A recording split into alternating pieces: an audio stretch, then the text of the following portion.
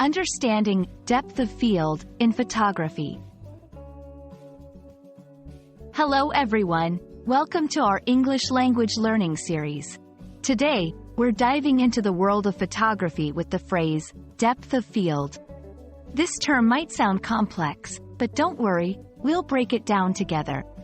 By the end of this video, you'll not only understand what it means but also how it's used in everyday language and photography.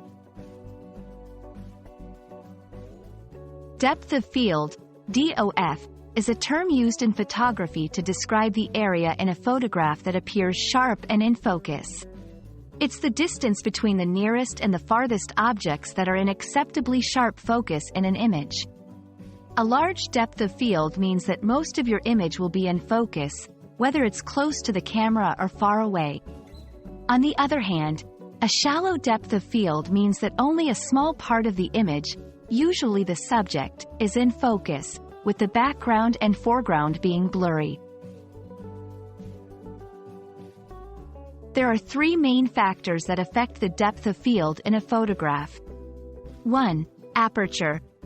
This is the opening in a camera lens through which light passes to enter the camera body.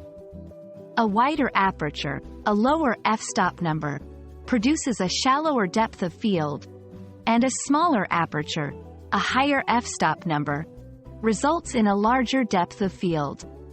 2. Focal length. The focal length of the lens also impacts the depth of field.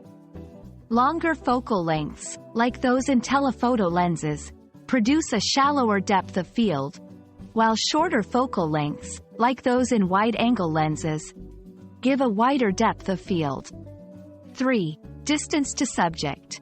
The closer the camera is to the subject, the shallower the depth of field. The further away the subject is, the deeper the depth of field. In everyday language, depth of field can be used metaphorically to describe how much detail one is paying attention to in a certain situation.